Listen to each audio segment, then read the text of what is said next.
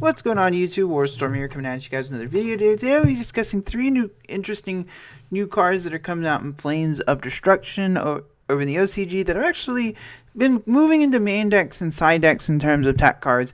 And overall, like, kind of talking a little bit about Flames Destruction, one thing about the early Link Vrains era is we haven't really got a huge meta shifting set like we did in the Pendulum era. In the Pendulum era, we had a set. A great example is very first set we ever got in the Pendulum era was Duelist Alliance. Duelist Alliance drastically shifted the format when it came out because it gave us some brand new, very powerful decks in the form of Shadal's, Burning Abyss, even on the lower end we had Teller Knights. It completely shifted the format, and I feel like it was the first time a lot of us had kind of been put into a what's the word? They got put into a state of, acceptance that the game was going to slow down a little bit after Dragon Rulers were all limited, and that didn't happen. We were ill prepared for the power creep that happened in that set, but I feel like Flames of Destruction is the first truly game-shifting set in terms of some of the good generic cards it has. I'm going to have a whole separate video on hand traps. I'm hoping to have a new deck profile for you guys pretty soon. I'm not sure, maybe it might be Magician, Spirals, maybe a hybrid of both. We will see. But anyways, I want to talk a little bit about Flames of Destruction. And if you look at the first three sets we received, Code of the Duelist, we have Code of the Duelist, which we got Firewall Dragon, which is a really powerful card. But outside of Spirals, it hasn't seen a whole lot of play. And even though it is limited in the OCG, it hasn't really become an issue on the TCG side yet. We also got Trickstars and Gokis, but neither of those have really been a meta-defining set. And then, of course, we got Circuit Break, which gave us Evenly Matched, which finally gave us a way to break some of these unbreakable boards going second. But we also got a Spiral Double Helix, effectively, after Zoo was hit, effectively shifted the entire format over from a tier 0 to another tier 0 format, and now we're kind of waiting for Extreme Force where we will get Electrum. But Flames of Destruction, I think, is the first set, not even counting the Link Vrains imports we can get in the set, such as Needle Fiber. It is going to drastically alter our format, I think, when it does come out in, I think, May of this year. It's supposed to come out. But anyways, I want to talk about three cards that are really interesting that are going to drastically shift our format, and they've been eking their way into main, at least side, if not main boards over in the OCG. So the first card is Designator from the Grave. So this is a very simple card where it can target one opponent in your opponent's graveyard, banish it, and then cards with that name and effect are negated and cannot be activated this turn. It's a very simple effect, but the important thing to note about this card is it negates hand traps.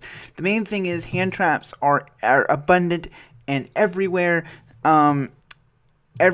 and this card having a way to essentially just banish that monster and deal with the hand trap right away is amazing. It isn't seeing main deck play in every OCG list, but it is a card that I feel like is definitely main deck. If you have a deck that is heavily disrupted by is a very combo heavy deck that cannot afford to be disrupted, this card comes in really handy, especially if it's very popular in a lot of these Zephyr lists, because a lot of the Zephyr decks, they like to go first.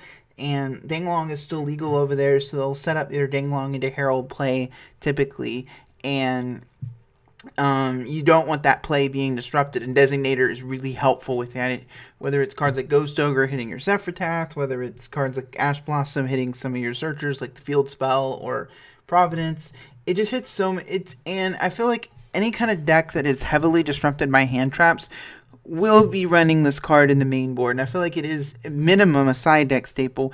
Important to note that it also does stop monsters that activate in graveyard. So let's say your opponent happens to, if you're playing against Burning Abyss, let's say we get Cherubini and Flame of Destruction as well. Your opponent summons a Dante, mills, and they mill a Graph. Well, you can flip this and banish their Graph, and it won't get its effect. It's just a really flexible card, and the fact that it can not only stop your opponent from interrupting you on your turn, but also you can set it and use it as a trap card is pretty dang effective. And I feel like it's at least going to be a main deck, if not at minimum a side deck staple, because it's just so good going first at preventing your plays from getting disrupted. And at worst, it's going to disrupt your opponent on their turn too. It's just like drawing another trap card. It's really solid, and I feel like having more ways to counter hand. We need more quick play spells, because if you think of the things that stop hand traps, there's only two cards that come off the top of my head. Gamma, well, I'll theme 3. There's Gamma, but Gamma, your opponent can play around Gamma simply by waiting for you to place a monster on the board. The other cards that really can negate hand traps are trap cards in the form of Mind Drain and Debunk. Debunk can only stop one hand trap, and Mind Drain is susceptible to removal. This not so much, and I feel like it's kind of like the next evolution of cards we need in our game to deal with, hand traps and a lot of the graveyard-dependent decks. And the other card in Flame Destruction that's actually seen a lot of side deck plays, Red Reboot. I'm not sure quite how good this card is, but if you're unfamiliar with what Red Reboot does, it basically is a counter trap that can be activated from your hand. But the main thing is it's meant to deal with trap cards. So you can if your opponent activates a trap card, you can negate the activation. If you do, it gets set back face down. Important, it's not something like Wiretap where it shuffles it into the deck, or something like 7 Tools of Bandit where it destroys the card. So let's say can be good against something like, it doesn't trigger something like Artifact Sanctums. That's kind of big, but the main thing is your opponent does get to set a trap card directly from their deck. And for Redthus's turn, it basically locks out trap cards. It's sort of like a Denko Seka effect. However, the kicker is you can activate this card from your hand by paying half your life points. So effectively, it is the first hand counter trap, if you will. And it's kind of like the next evolution of trap cards in the game. Now, this card is pretty good in OTK-oriented decks. However, in those kind of decks, if you are going second, and in those kind of decks, you don't want to play something like Evenly Matched because you want to be killing your opponent that turn. And the thing about Evenly Matched, I think that kind of balances it out to an extent, is that you cannot kill your opponent that turn. So the main thing with this is that it's different because, and the fact it can be activated from your hand means that you can play it. You can basically use it like a hand trap. Let's say you go first, you have a Red Reboot in your hand, and granted, you probably would have been better off setting it. But let's say you don't want, in case your opponent has something like Twin Twister, for example, you can go ahead and set up. You can go ahead and set, keep your Red Reboot in your hand, and then they can't play around it.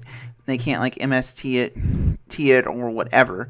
So it's an interesting card. I don't know whether I personally would consider main decking this, because I think it's definitely not a main deck worthy card unless you're playing some kind of OTK oriented deck. But it is pretty solid, and I feel like it's kind of like I feel like this is kind of where trap cards are going to go as our game goes forward. We are going to see more trap cards that can be activated from the hand, because that's the inherent weaknesses of trap cards as it is. They are slow. But you also have to think about, what am I stopping with this? Because Evenly Matched is a card, but you also have to bear in mind that outside of that, we're not seeing a whole lot of trap cards. I mean, if Magicians do creep back into the format, we could see cards like Dimensional Barrier move into the main deck. It could negate something like Anti-Spell Fragrance, but it's definitely not a card you want in your main deck. It's something I would, side deck at best if you were playing. I'm not sure on the card. I do think it's good, but not amazingly fantastic. It's definitely something to consider, and it's going to be a pretty good card. I think we're going to get in the next Flames of Destruction, which I know we don't have Extreme Force yet, but I like to look at. Then the next card that's actually been creeping into main decks is Infinite Transience. Now, this card is typically sided, but then some builds I've seen main deck just a single copy. And if you're not familiar with what it does, it targets one face-up monster opponent controls. It has effects negated into the turn, and then if it was activated while it was set, you can negate the effects of other trap cards in this card column. It's kind of a weird card because the column, I don't feel like we are getting Mech Knights and Extreme Force, so we're going to see a little bit more column-based gameplay, but I still think we're a little bit ways away from. While card placement matters to an extent, where a column a card is in is not really as relevant. But if you control no cards, you can activate Infinite Transience from your hand. So a lot of people are playing this sort of like a pseudo, kind of like an effect failure, if you will. If you go first, you happen to draw this card, and your opponent tries to make a play, you can activate this from your hand to negate their play. Typically, that's what its main usage is I've seen in. It's kind of been used like another hand trap, and it's a little bit more flexible. It's a little bit more flexible than your standard, hand trap, because it can be good going first, and at worst, it can be good going first because you can set it and use it like a trap card, and then if you go second, it's still good. Because one of the things about trap cards in general is that they're not as good when you do go second, because you can't use them in most cases. They have to set a turn. Well, as I said about Red Reboot, this card is another example of this, is that we are going to see more of these trap cards kind of moving in this direction. But I feel like these cards are pretty interesting. So anyway, guys, comes the end of the video day. What do you guys think of these 3 cards? Designator from the Grave, Red Reboot, and Infinite Transients coming in Flames of Eternity. Let me know down in the comment section below. And as for any, if you have any other cards in the next set or so that you think I should talk about, let me know down in the comment section down below. And as always, I thank you guys for watching. So, Orstorm signing out.